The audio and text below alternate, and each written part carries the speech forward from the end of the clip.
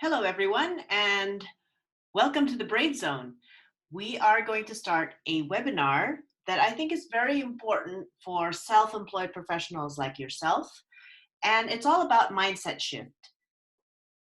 I have switched a little bit of my focus since we last spoke because over the last couple of months in the UK, I've realized that in Bath and surrounding areas alone, there are over 6,000 coaches in the industry trying to coach leaders, coach businesses, life coaches, and it's just amazing how this industry is growing. And when I'm speaking with them in the networking clubs that I've attended, I realize they're struggling in building a profitable and leveraged business. And we've chatted deeper. I've helped them out through some of their struggles. And I find that they're committing the same mistakes that I've seen time and time again when I'm coaching coaches in several countries. I have seen that a lot of them still think like a great chef in the kitchen, if you know what I mean.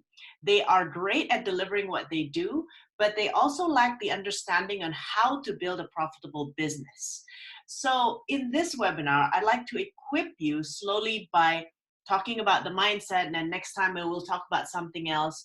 And I also have a course coming up on the 15th of January for self-employed professionals that want to get better at building the actual business.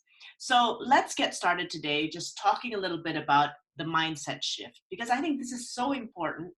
You are now a business owner, and some of you might come from a background of perhaps an employee. Some of the contacts that I've encountered, they have been given a golden handshake by their companies, or they might have decided to step out of the corporate world and into their own business using their special skills to help people in their own business. Fine, but there's a mindset shift. Now you are a business owner now. And but for many years, many of you are not business owners. And some of that mindset still carries on even today. So let's get that sorted. First of all, I just want to make sure you mute your audio, turn off your video, so we'll have a nice smooth session. And if you have any questions, I'm more than happy to answer them if you email me. Sir Richard Branson says, there's nothing greater you can do with your life than and your work than to follow your passions. And I think many of you have found that, and this is the reason why you're here. The important thing about my series of courses, workshops, and coaching for people like you is that I want you to be successful. Many of you have a great heart to be successful. You want to help other people, you want to create impact. Great. So I don't want just business skills to get in the way of your success. So congratulations on stepping out into your brave zone, creating your own business, and having the guts to actually make an impact in the world. That really takes guts, and that's what we call the brave zone. Winston Churchill also says it's continuous effort, not strength or intelligence. I've also coached coaches who are having a lot of problems, and over time you might lose the confidence. You feel like you've got this imposter syndrome,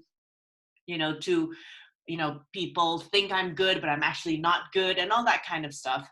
But you have to understand, in this business, I truly believe in what we call critical mass. I remember when I was building my business in Action Coach Jakarta. I used to be an action coach. I still am the owner of an action coach firm in Jakarta. I remember when I was using YouTube for my marketing engine. And at that time in 2008, YouTube wasn't really anything at all. And I was probably a pretty early adopter. I remember that it wasn't because my YouTube videos were amazing and they were great in their graphics. No, but it was because I did the continuous effort of posting one a week. Once a week, I had a new YouTube video, and there I was in my dark room with really average clothing and a really average self-image, but I delivered content. And over the last 12 years that I've built this business, I have also put in continuous effort. I have to say, a lot of people are probably more intelligent than I am, but I find that what we have achieved together in Action Coach Jakarta in my team is due to a lot of our hard work as a team. And our commitment to making the business work. We had a lot of temptations, to stop, a lot of temptations to quit, a lot of temptations to change this business model here and there. Um, you know, but it's the continuous effort that made it work. So thank you for your commitment to personal growth. And just a little bit about myself so you know exactly where I'm coming from.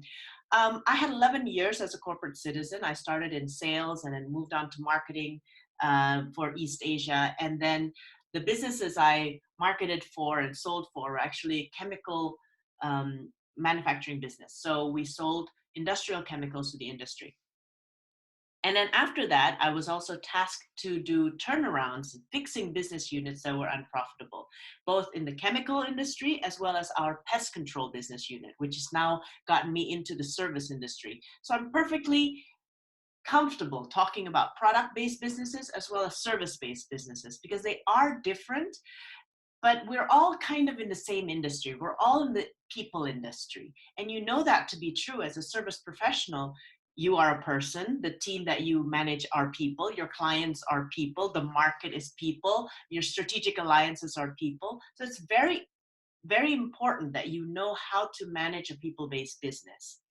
I did that for 11 years. Then I moved on and started a business coaching business through the franchise of Action Coach in Indonesia. Great system, great structure. They really helped me to put in place all the things that I've been doing for 11 years as a corporate citizen into a structure. I knew why things worked and I knew why it didn't, because the frameworks that Brad Sugars has developed really helped me to understand that business, in fact, has a structure. So I built that business for 12 years. I have to say we because I had partners. I still have partners. I have a great team that worked and grew with me. But over time, I learned how to create a model, a firm model that can be leveraged. And I'll share with you some of the secrets with that. Now, some of you are thinking of creating a firm model. Some of you are just happy having your own independent practice. But I think at one level or another, I think the mindset shift and the business strategies that we will continue to talk about will be relevant to you. The unique thing about me is that I understand business. I also understand psychology. I can combine my business wisdom and coaching skills to help you accelerate your results. I also come from a diversely cultural experience. So I lived in Indonesia. I grew up in the US as well. I lived in France for a while, Singapore, and then now the United Kingdom. So there are obviously lots of differences about doing business in different parts of the world. I can empathize that. I'm not going to say I'm a master uh, knowing what you go through in your country and in your individual region. But that's up to you to tell me as well. And then from there, I think a lot of things are similar, but I think a lot of things are also different. So I appreciate that. So now I'm a passive owner of Action Coach Jakarta, a firm in Indonesia. We are the largest firm in Indonesia. We have also started a second business, which is a co-master licensee of a team engagement product. And now I've started my UK business in business coaching. And again, I've shifted my focus from leadership coaching for corporates, business coaching for entrepreneurs. Now, I just want to make sure you self-employed people are successful. I would like to focus my coaching helping you build a very profitable and leveraged business for yourself, because I know why you're doing this. You're sick of working for other people. You want more time and money. And this is a good start for you. Just a little bit about what we've built together in Indonesia. This is my firm. These are my partners on the bottom left, Marvin, Cahyadi, and Priyono. They are still active in the business. Some of them are coaching. I've handed off the management to one of them as well because it was time for me to move on. You see that we've got award-winning clients. We've also got a strong business community that meets every quarter to learn, and we offer business coaching solutions. What lights me up in life, obviously, is being with my loved one. Ron and I live in Bath at this point, and we enjoy spending time together. I also light up when I deliver courses, and I've spoken in 14 countries, and I can't really say which country is my favorite. This is just me in Curacao in 2012. And I just have to say, facilitating business courses, engaging business owners to think deeper, clear up their blind spots, that really lights me up. I also light up when I make a difference. This is bottom right picture of me sharing and coaching underprivileged teens to start a business. This was a classic picture when I gave them a loan of a few $1,000s to start up their music business. They were in the process of producing a CD. I gave them a loan. I made them sign all the legal papers. They were shaking when they signed the legal papers because they knew that they had to pay my money back. But it was a great experience that they will never forget, even until today. So in short, I have gone through the mindset shift. I was an employee and now I've become an entrepreneur. I can empathize with you wearing many hats in your business. I have gone through the changes in business models, partners, people. I have guided self-employed entrepreneurs like you to have more time and money. And I share this with you so you can be successful faster. You'll see that a lot of my guidance, a lot of my webinars are very practical. For better or for worse, I am not equipped with fancy business jargons, fancy MBA jargons. I'm not equipped with that. I've learned business by doing it. I have learned to excel and achieve in business through hard work. And what I have to offer you is practical solutions. So my objective today is to help you create a profitable and successful practice.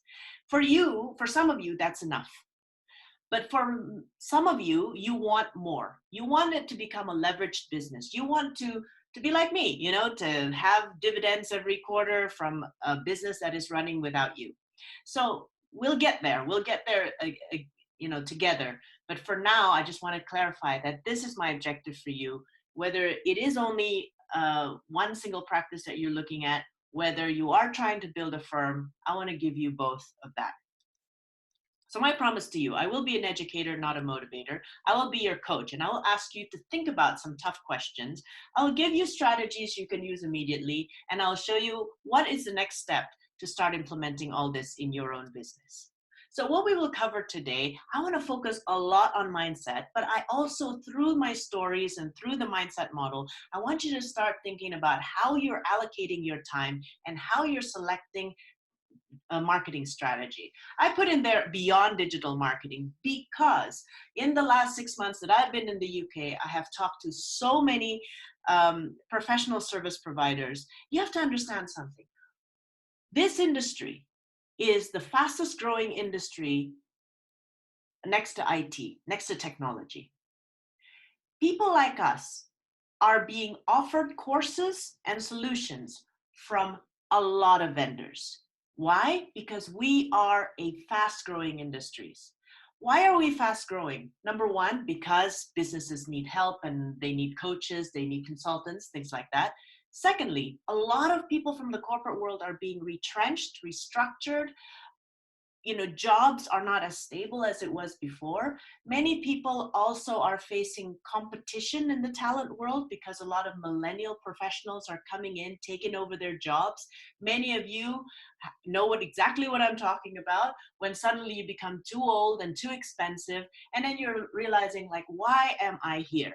Right? So a lot of you have decided to take early pension, start your own consultancy business, and here we are. So this is a fast-growing industry.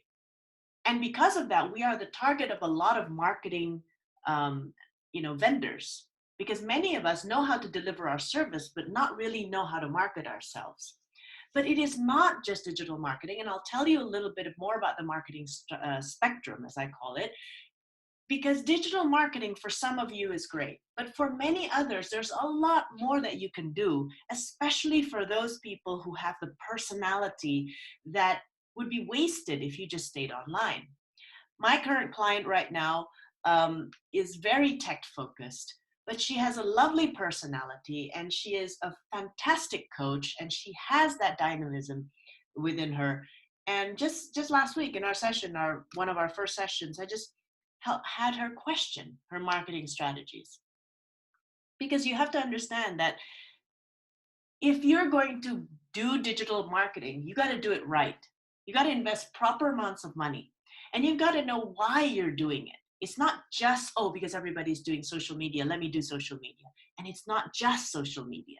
So you've got to understand whether or not your marketing strategy is right for you. We're going to talk about the marketing spectrum. I'm a little passionate when talking about this because, you know what, in my own business, we have wasted hundreds of thousands of dollars, right, investing in the wrong digital marketing strategy that got us very negligible results. I'm very passionate about it. I can't even talk. But anyway, I just don't, I think your pension money or your savings is precious money. And I know that we're being targeted right now by a lot of vendors. So I just want to make sure you're wise in this. But it's not their fault if you invest in it. It's your fault because you didn't invest in your own learning. So if you have to ask me what strategy should I be using, well, you should be investing. The first thing is not on the strategy, it's on your own knowledge. So this is why it's so important for you to be in my webinar so that we can equip you with all these things. Just a shout out, I will not be checking the chat section during this webinar, so please send your questions to my email. So let's talk about the mistakes that I've seen a lot of people make when you are a self-employed professional.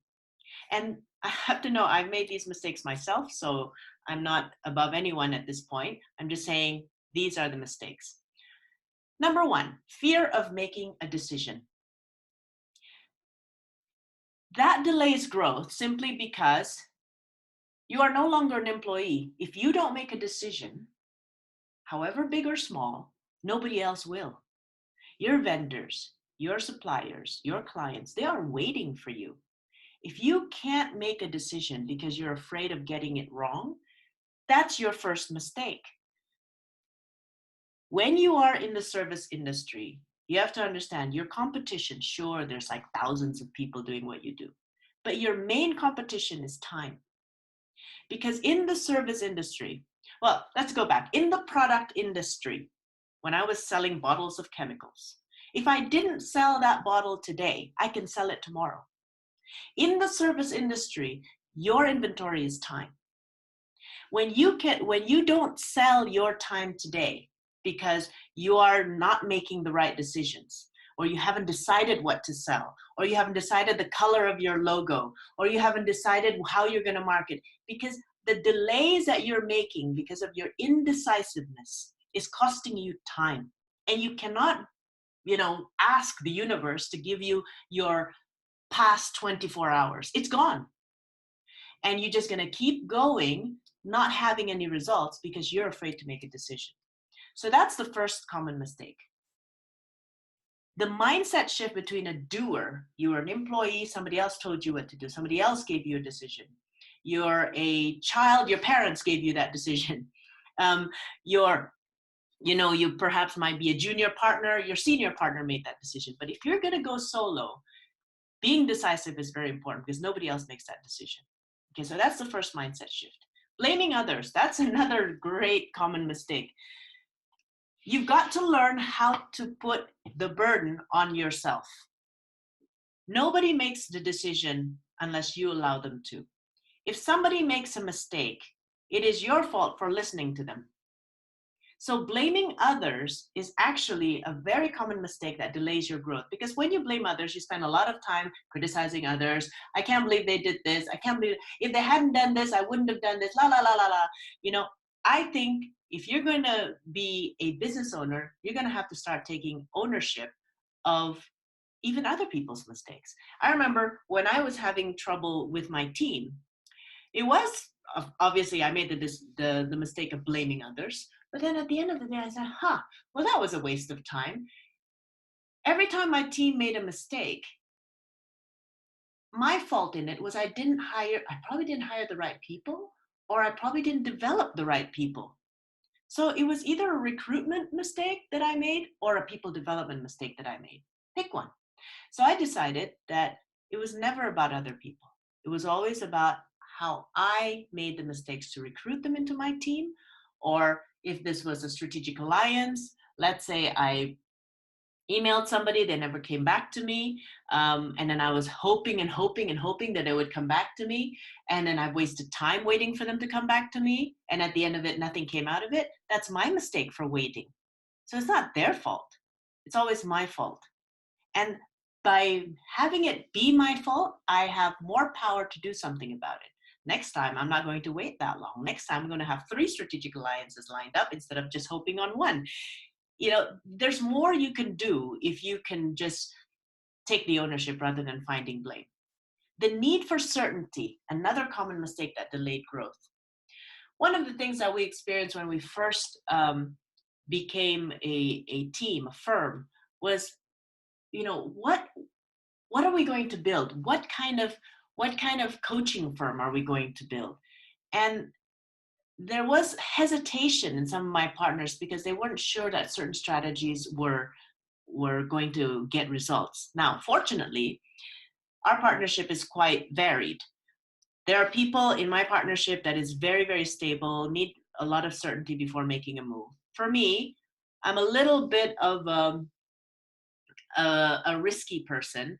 If I'm maybe 45% sure that this could get results, I'll do it. And then I'll learn through the process and I'll learn through everything. So it was a nice balance in our partnership. Imagine if all of us needed certainty, many of the things that we enjoy now probably wouldn't have happened. But that need for certainty is actually backed by a fear of failure. A lot of people use are afraid to step out and try something new because they want to make sure before they decide anything that they're going to get the result. You can't. Entrepreneurship by nature is full of uncertainty. You just have to get used to it. Being in the wrong network. Here's a very important one because many of you did not start a business before, have not started a business before. Some of you might have been in a network of employees. Some of you might be very young and did not have any business network. You're just friends, university friends, and all that kind of stuff. So it's very important that you need to switch the network when you become a business owner. If, let's say, you're hanging out with, let's say you're a trainer or your coach or your doctor or your lawyer, and all your hangout buddies are all coaches, doctors, lawyers, and whoever is in your industry, and all of them are thinking like a doer, there's no hope in heaven that you're going to think like a business owner. Being in the wrong network in terms of learning as well, if all you do is go to technical courses, that makes you even better at what you do, there's no hope in heaven that you're going to be great at business building if you keep sharpening your technical skills. There's got to be a point that you need to shift and start hanging out with people that you're not comfortable with, that talk about business, investments, finance, marketing gurus, and people who are richer than you, people who are stronger than you, people who introduce you to their network. Get used to being the junior person, because get used to being the learner.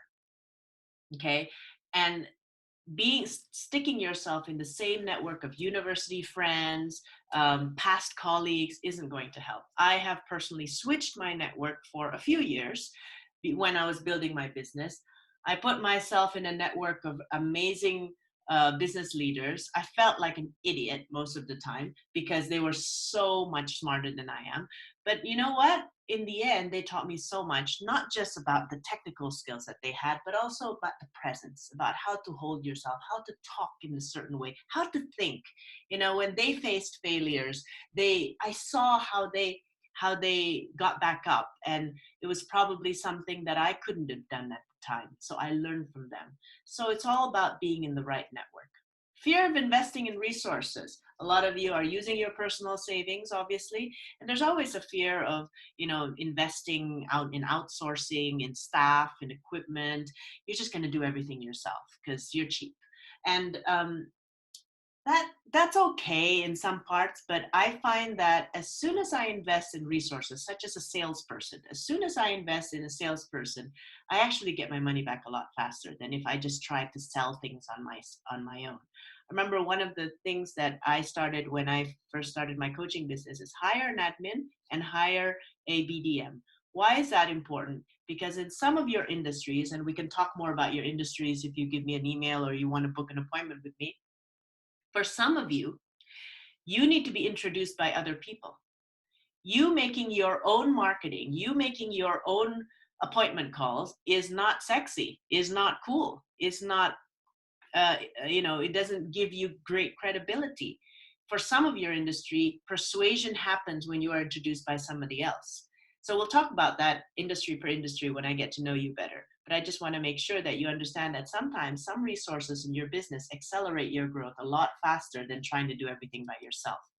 Lack of general business knowledge. Again, many of you know what to do in terms of delivering your service. You're a great lawyer, you're a great life coach, you're a great fitness trainer, whatever you are. Yeah. But do you know about marketing, finance, building systems, recruiting people? Those are the other general business knowledge that you need. Lack of planning and lack of structure. For many of you, this is the first time going out on your own. There is a structure to building a business. There is something you can do to plan your day, plan your marketing. A marketing plan is not a document in Word. It is a calendar that sits on your wall. It is a day-by-day plan of what you're going to do. And there is a structure to picking the right services and products, pricing them, making sure you've got good financial goals. And that's what you need to understand. Personal distractions, especially if you're working from home. One of the reasons I chose not to work from home is that I find that the home I'm living there's so much distraction. And even if there isn't all that distraction, it's just by fact for me, because I don't have my own study, it's like the bed is right there, the kitchen's over there. Before you know it, I am grazing, or I'm doing things I'm not supposed to do because I'm home. There's a colleague of mine in Australia. I remember he told me that he created a study from one of the parts of his garage, and he had to physically drive 5 blocks and come back every morning just to go out from his house and into his garage. He had to drive around the block just to make sure he programmed himself that he was going to the office. There's a lot of personal distractions, especially if you're a woman and you don't have the support in terms of your, having maids or helpers or whatever to pick up your children, to clean your house. If you're not sharing that responsibility with a spouse, etc., I can understand why there's a lot of personal distractions. I can't make that go away because it's there, that's life. But it's, again, going back from point number 7, lack of planning, lack of structure of the day. If you put those planning and structure in place, you can learn to allocate your time. But these are the common mistakes that I see. And of course, feel free to add yours because I'm sure I haven't gotten everything. So I welcome your input. Let's talk a little bit about business. And business to me is like a tree. And this is all the foundation of what balanced scorecard concepts are. If you want great financial results, you need to have happy, loyal clients. And in order to get happy, loyal clients, you need to know how to create efficiency, quality, consistency in your operations. And all that success has to be executed by a team of people, basically. So when you're looking at a business, there's the external results that we all want. And it's all caused by some internal structure. So when you're looking at, I'm a self-employed service provider, I'm a doctor, I'm a coach, I'm a fitness trainer, whatever you are, what you're usually doing is in the operations side. You have your systems for coaching. You have your quality checks as a medical professional. You have the way you manage your time in your service delivery. But now that you're a business owner, fortunately or unfortunately, you need to understand finance. How are you going to make financial goals? You think, service industry, it's a low barrier of entry. I can work from home. I can have a few cheap resources. I don't need to plunk in so much money in it. But you do need to understand your break-even point. You do need to know how many clients do I need in order for me to break even on the expenses that I have and will continue to spend fueling my business. What's my pricing model? What is the what is the way I should price my product so I can get great market positioning or the right market positioning that I want, but also the right returns for the investment I have. Service professionals, I told you before, your inventory is time. But one of the biggest mistakes you do is you think your time is free. Your time is not free. If your service, I'm just going to make a number up, if your service takes 1 hour to deliver, that means on a normal working day, you have 8 billable hours, because typically on a normal day, people can work about 8 hours plus or minus lunch. If you don't understand how to structure your pricing or how to allocate your time, basically what you're doing is you may be eating up on your billable hours and making that non-billable by doing admin, by not doing marketing properly, by not having a plan. Yeah, where in fact what you should be doing, the best use of your time is actually delivering your service. But who does the marketing? Or don't you need to do marketing? Of course you do. But you need to actually understand how many billable hours do you have in your stock. And based on that, what is the potential revenue you could actually gain? Of course, save a few hours for marketing and admin, save a few. And at the beginning of your business, you are probably focusing mostly on marketing. But it also means that you need to understand how that affects your financial goals. Your clients, your marketing, you need to understand what kind of marketing, and this is very important, what kind of marketing suits you. Digital marketing is one thing, sure, we all have it, but what else? Some of you have amazing personalities. Some of you are great public speakers, yet you are not using your personality and your network for your marketing. You're going along following some kind of trend. I remember one British coach that I was coaching a couple of years ago. He has 25 years in the consulting industry before he joined our group. And he was having very low conversion rate because he was trying to follow a franchise sales system. He bought a franchise, they taught him how to sell, and he was trying to follow that system. He was getting less than 20% conversion rate. When we worked together, I dug into his uniqueness. I dug in. He was kind of, to be honest, he was quite boring to talk to. He was quite flat. He was very consultanty, but that was his charm somehow. He wasn't a people person. He was very fact of the matter. But because of that, people trusted him because he did give them the facts. He was quite straightforward and he was comfortable being himself. And then so in our coaching session, all I said was, be yourself. You're not a newbie. You're not a baby. You don't have to follow a system you don't understand. How did you get a high conversion rate back then when you were running a different type of consultancy? He told me. And I said, you know what? Try it. Try this way. Forget about all this franchise system that you've been taught. Try it your way. Here's your uniqueness. And I told him what I perceived as his uniqueness. About a year later, he emailed me with a photo that in his franchise community, he was a finalist for the best coach. He said his conversion rate shot up to 80%. And when asked, how did you do it? He said, I just did it the way I used to. See, some of us need external people to tell us what we're good at. And one of the things I do want to discuss in my course about marketing is about understanding your uniqueness as a person. Even, let's say if you're a life coach, 2 life coaches next to each other, they are the same, but they are different.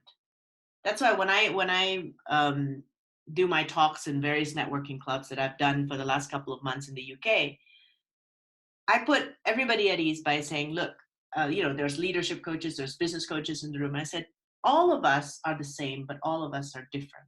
There's no such thing as competition because at the end of the day, especially with the service business, what people buy is trust. And you usually don't have the same level of trust with one person than you have with another. So don't worry about that. You just have to understand yourself. Okay, operations, systems, efficiency. You need to understand how to duplicate yourself. Especially, and I'm talking here about people who want to build something bigger than a practice. At some point in time, you need to learn how to create leveraged products that other people can deliver. Because if not, I mean, the hard lesson that I learned was I had to turn away 2 prospects that only wanted to be coached by me. And at that time, my focus was to stop coaching because I wanted to build my firm. And I said, if you want to get coached by me, I can't do it, but I'm more than happy to refer you to other coaches. They said, no, we lost the business. There you go.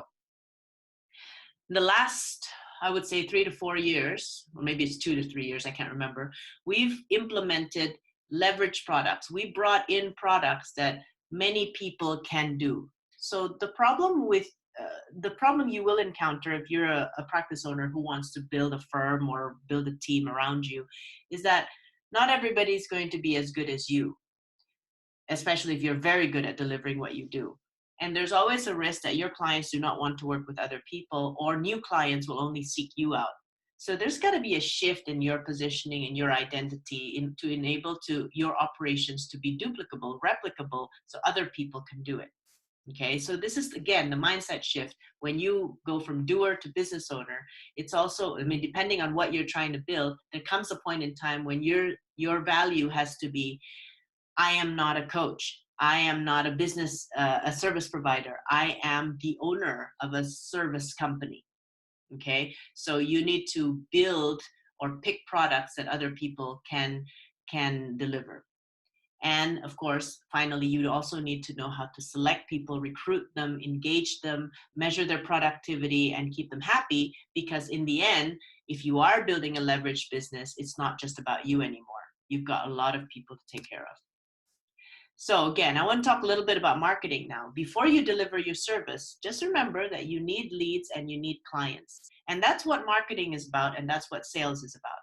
So for those of you who are, let's say, fitness coaches, and the books that you read every day, the videos that you watch every day are about fitness programs, the latest and the greatest, and how to coach people to be fit. If you're a doctor, the books that you read is about the latest medical technology. Guess what? Wrong book. Because unless you have leads and clients, there's nobody for you to coach, there's nobody for you to treat. So if you are not coming from a marketing background, I suggest you read a lot more books about marketing and sales, because that's the first thing you need to do. Not to treat anyone, not to coach anyone, but really to get leads and clients. Marketing, this is what I call this marketing spectrum. Marketing is not just about doing social media. And again, I'm very passionate about this because a lot of you are wasting a lot of money on this. This is a spectrum of marketing. The lower you go, the higher your conversion rate, the closer you get to the clients. Digital marketing of whatever form, social media, SEO, and everything, is you behind a laptop. If you get 3% conversion rate, or even now maybe 1% conversion rate, you are lucky. Email blasts, still, you're behind a laptop. Campaigns, you're still behind the laptop. I'm not saying it doesn't work. It does work, but you talk to any digital marketing, you need a certain volume to make it work. Then you have something closer, being on direct mail, having specific ads or specific shows on different media, networking, speaking engagements. Again, we've got to look at your industry, but for the most part, a lot of service providers do very well building up their credibility by speaking in events. Strategic alliances with people who have the same target market, but they don't offer the same product as you. Direct selling, going out there and knocking on doors, and your first database should be the contacts in your handphone. Direct selling, telling your acquaintances and friends what you do. Yeah. And eventually, of course, if you showed performance, referrals, people who have used you and refer their friends to you, the 50 to 70% conversion rate.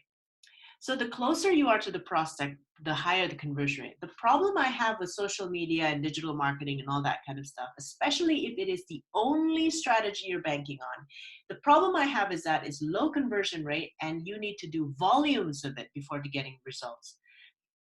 If you have the money to do it, if you have the magnitude of, spending power to do it, go ahead. And you also have to understand what you can expect and what you cannot expect. There is a reason why digital marketing companies never guarantee you how many clients they can give you. You know, of course, it's impossible to guarantee. So if you're banking on your only hope is a strategy that cannot be guaranteed, and to me, it doesn't make sense, right? So my point in this slide is you got to have a balance. Yes, do digital marketing, do it wisely, understand it.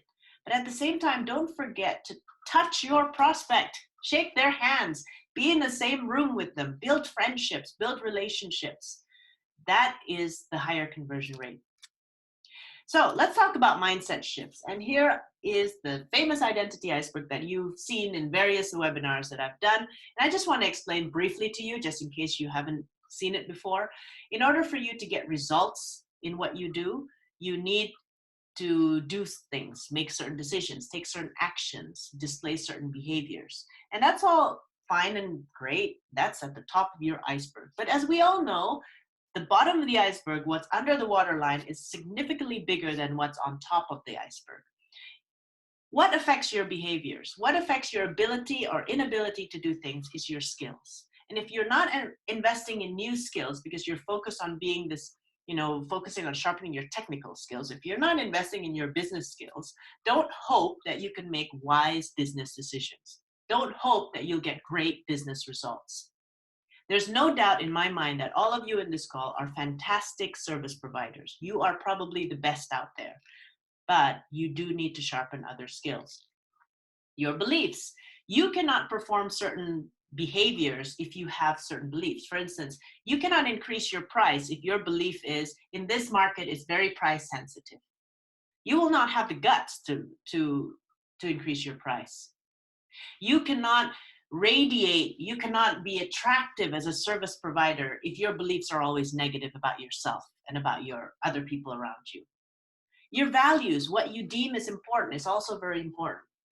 Your values is what you hold to be important. For instance, if you value learning technical skills versus business skills, you'll never be good at business. If you value being a coach rather than being a marketer, you'll never get, your marketing results will never be good. And your identity, how do you see yourself? If you see yourself in a negative way, it's very difficult for you to convince others to see you in a positive way. If you see yourself as a doctor, it's very difficult for you to perform what you need to do as a business builder. If you see yourself as a coach, it's very difficult for you now to function as a business owner. Your environment is very crucial. Your environment sets a tone, teaches you what you need to do. If your environment is full of negative people, you will be negative. If your environment is full of hopeless people, you will be hopeless. If your environment is full of people with the same skills as you, it's very hard for you to develop new skills. If your environment is full of people who are less successful than you or as successful as you are, you will never go to the next level because you're not pushed or you're the hottest thing in your environment. You need to get out there and be the smallest thing in your environment and get yourself a bigger pond to play with. So let's dissect each of them one by one. When we talk about mindset shift, I focus on the identity iceberg because all these things do need to shift when you are going from doer to business owner. First is results. You need to get clear on certain things. Why are you doing this? Arguably, it is much more comfortable to be employed.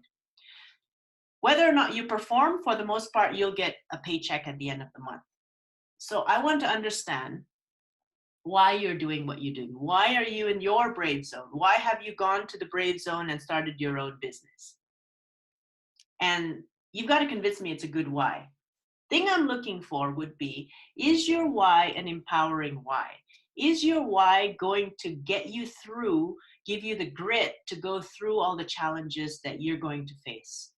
Money is usually not a good why unless, for some circumstances it is, but I'm not going to say that as a general rule, but usually it is not a sustainable why. What are you building is equally important. I started asking these questions of my clients a few years back. I think it came from when I started my own business in 2008 to build a firm. I was a coach since 2007, but I started in 2008 having a different dream, that I didn't want to be just a practice coach. I wanted to start my own firm. What I was building was a platform that helps good-hearted people to help others. I figured if I became a coach, I can handle what, 25 clients at a time? And when they're done, I'll handle another 25. But if I can facilitate the growth of coaching businesses, and every coach can deliver services to 25 clients, and I had, let's say, 10 coaches, so it's 250 clients at a time rather than a measly 25 for me. So what I was trying to build is I was trying to build this platform, I was trying to facilitate other people's growth and success. So that's why what I was building. Why am I doing that? Because I saw myself as a facilitator, and I saw that that was a funner game for me rather than building something just for myself. I found I did it because I felt that was more fulfilling for me. Okay. And I do feel fulfilled now seeing my team of coaches and my team grow. Um, and the why is also because it's never been done before. And the firm model in our world back then was pretty new. And right now, our model, in my opinion, and the results show, is very successful. So it's kind of cool for me to do something that nobody's done before. That's just me. So you need to figure out your why, and we can work together on that. Who do you want to become? Here's another motivator for me is I didn't want to just build something for money or some tangible results. For me, my value in life is all about growth. So this is a question that I continuously ask myself every time I start something new. Who do I want to become by doing this? It's not about what do I want to get. It's not about what am I going to build, even though I said that's an important question. But ultimately, who do I want to be? For me, I wanted to be an entrepreneur. I was a corporate citizen for a long time. I wanted the freedom of time. I wanted the freedom of money, and I wanted to have something on my own. After 11 years, I realized I couldn't take orders very well. So I decided I wanted to be my own woman, and I wanted to do my own thing. So I wanted to be free. That's who I wanted to be. Free of financial worries, free of time worries, and definitely free to make my own decisions. Behaviors, some questions. What's important for you to do? There's a lot of things. You're going to have the task to be a marketer. Well, you're going to have the task to be a coach or a service provider or a doctor or a lawyer or whatever service you're providing. But what is important for you to do? And what can you delegate? What should you delegate to others? What are some of the things now that you are not delegating that's eating up your billable hours? For some of you have no clients yet, that's fine. But when you get clients, you start to see that sometimes some things are just wasting your time. Skills. What's your technical competence and how should you position yourself in the market?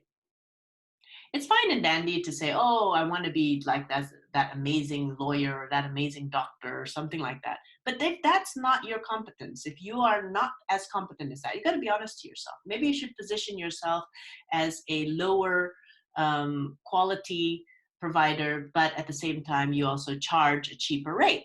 Or if you are fantastic at what you do, there's absolutely no reason to be afraid of your rates because that's where you should be positioning yourself in the market. What is the non-technical skills you need to run your business? Again, not reading the technical books, not reading the technical articles, but reading more business articles. What are some of the things you need? Beliefs. What do you believe about yourself, your role, your business, your environment, your past, your future? Are those beliefs limiting you or empowering you? Some of the things you believe, it's very interesting. After I'm a master NLP practitioner, and after learning about NLP, how our language programs our thoughts, it's very interesting when I listen to people speak, how much beliefs I can pick out of that. Because it's very interesting when you look at your language about how you see yourself and how you see the things external to you. You can pick that up. Now, it's very difficult to pick that up if you're doing this by yourself, but this is another reflective question. The beliefs that you have right now, oh, it's hard. Building a business is hard. I'm never going to do better than X, Y, Z. Or, oh, here's another one that I broke the other day. I was reading a business plan for independent, kind of coach practice. And the businessman said, "We're not in it for the money. We're not in it to be wealthy." I said, "Okay, so why are we talking? Why are we here? Money is not everything, but everything needs money." But there was a belief that it's not okay to be wealthy. So we dig that up. And I said, "Look, it's not just because, I'm not all about making money and la la la. I know it's not everything, but imagine if you broadcast that belief, like, oh, we don't want to be wealthy. We don't need to be wealthy. What kind of team eventually?" And she wanted to build a team and everything. You're going to be full of people who will make "I don't need to be wealthy" an excuse for non-performance. And where's that coming from? You don't need to be wealthy. You've got so many expenses and you need cash. So why are we afraid to ask for it? Why are we afraid to believe that our business should be profitable? And she wanted to give 20% of her profits to some kind of cause. And I said, well, what's 20% of a really small amount of money? It's a really small amount of impact. So if you've got a good heart, you deserve to be rich and you deserve to be successful. That's what I believe in anyway. So anyway, check your beliefs. Values. What core values do you stand for? This is all things in your website. I stand for integrity. I stand for this. I stand for that. That, of course, you need to clarify. A lot of people build up their logos, their company name, based on the values that they have, like integrity marketing services or quality professionals or whatever you call yourself. That's usually the core values. But it's very interesting when I coach people. It's not just about the fluffy core values that you put on the website, but sometimes those core values that you hold on a daily basis. What are your daily priorities? I remember I was coaching a leader once that had a problem having work-life balance because actually their value is perfectionism. His value, he is a perfectionist and he's proud of it. He's afraid of mistakes and he values perfectionism, which actually doesn't exist. But what happens because he has that value, he forgot the value of people development. He forgot the value of never-ending improvement.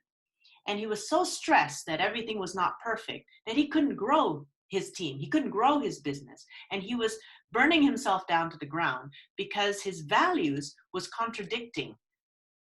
At the one hand, he wanted a team result, but his value was not allowing his team to grow. So that's what I look for when I speak to people like you is, do you have any contradicting values? Identity. Who are you being on a daily basis? What energy are you radiating? Blunt question, the second one. Is it attractive? In business, you do not chase clients. You attract clients. You don't chase success. You attract success. Working on your energy.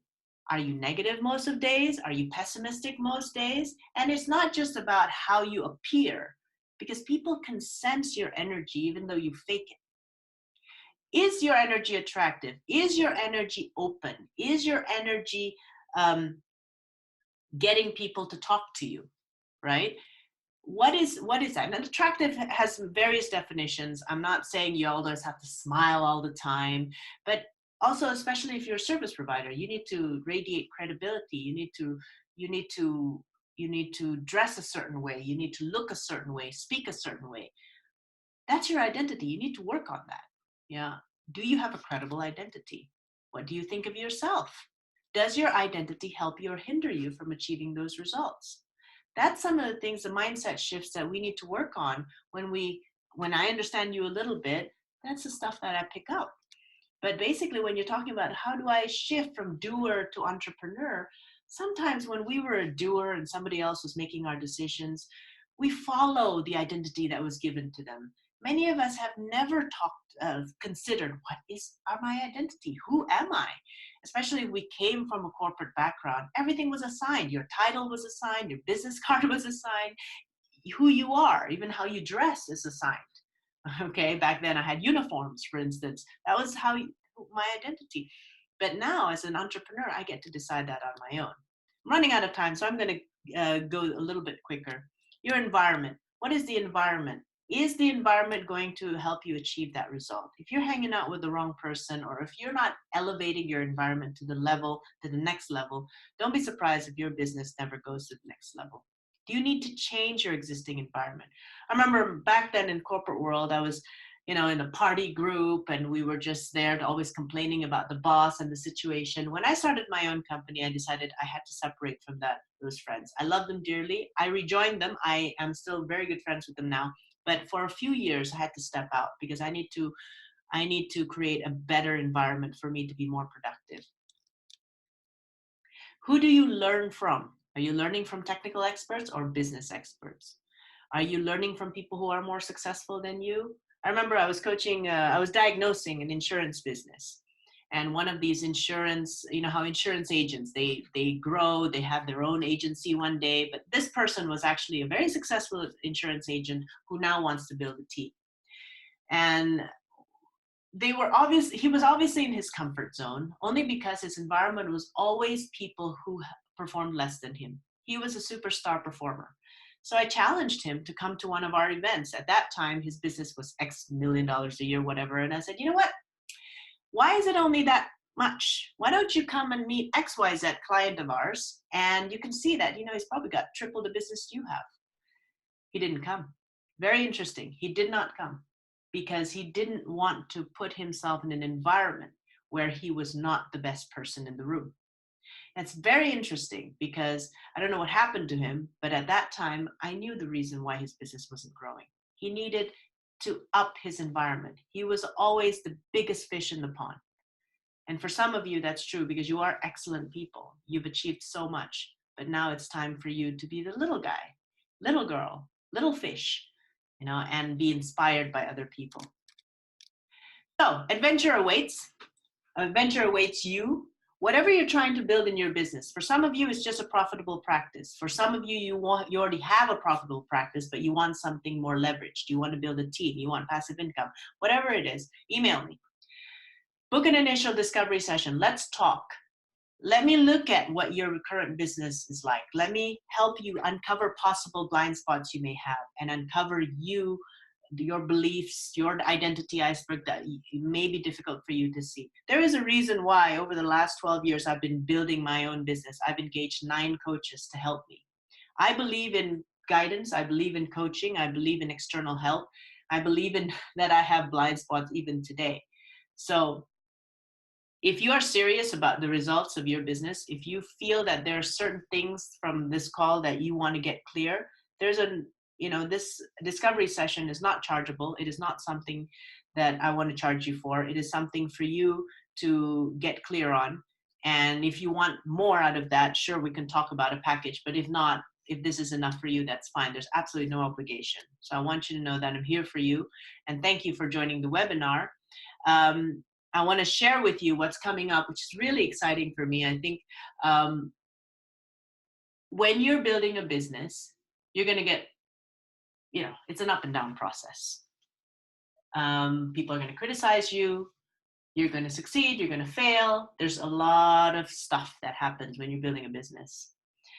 And as Theodore Roosevelt says, no matter what other people say, the credit belongs to the man or the woman who is actually in the arena. You are in the arena. You're fighting the battle. Many people can look at you from outside and say, you should be doing this, you should be doing that. But I just want to give you credit for what you're doing right now. Because you're the one whose face is marred with dust and sweat. You are the one who strives valiantly, who errs and may fall again and again. But deep in your heart, there's no effort without error or shortcoming. So what you're doing, what you're building right now is very brave. And I congratulate you for that. And I want to facilitate that growth by equipping you with more knowledge. And that's why on the 15th of January from 9 to 5 p.m., I am going to host a business course with a maximum of 10 people. I do not want to teach more than 10 people on that day because I want us to have a discussion. I want us to get to the meat and to the deeper issues that you have. We want to talk deeper into the mental shift from doer to marketer and owner. We want to talk about the framework of building a solid business. Today, it was all just about mindset. I want to talk about the structure. Business has a structure. And especially what I've experienced in building my own service business and turning around a pest control business when I was in the corporation, I realized that there are things that you need to do first, and then second and third. It's not just all in one go. How do you set a clear, tangible goal for your business? Not something that you pull out of the sky, but something that's really thought out. Understanding the key numbers in your business. A lot of you are running out of cash or whatever because you didn't focus on understanding the right numbers you need to achieve. Your goals are not made properly. Building your product range, getting 100% conversion rate. How do you get that? Some of you need to beef up your product range. Some of you are not clear on the product range. Some of you are trying to serve everybody and nobody's clear on what you're actually doing. Choosing the right marketing strategy that fits your strengths and your goals. Undoubtedly, honestly, this is one of my favorite things to talk about because especially in the service business, you have no idea how unique you are. And you are always trying to, people are trying to compare themselves to other people, including me. I've made the same mistake. But you need to understand your strengths and you need to put money and time and effort into the right marketing strategies that fits you. So let's get that clear. Determining the best use of your time. I'll share with you what a diary should look like and finding ways to systemize some of the routine things that you do so you can duplicate yourself and leverage your times and spend more time in the arena of billable hours. And building a team. If you are ready to do that, what is the organizational structure of a service business? How should it be? Okay, and we'll talk about that if you're interested about building a bigger business. 15th of January, 9 to 5 p.m. There is an investment, it's £250, but there is an early bird up to the 5th of January of 210, and I hope to see you there. I hope you've enjoyed this webinar, and I hope this has added value to you. I personally feel what you're doing is very brave. I know it comes with challenges, but I want to encourage you right now to just stick at it and get good at it, not just from a technical side, but also from the business side. So I look forward to seeing you hopefully in the business building course. If not, there will always be monthly webinars for me. And thank you for your participation today. Please pass this on as a nice Christmas gift to everybody who you know is also in the self-employed profession, who is trying to build more time and more money for their families. Please share this webinar to them. Merry Christmas, Happy New Year, and I hope you've gotten value from this session. Thank you.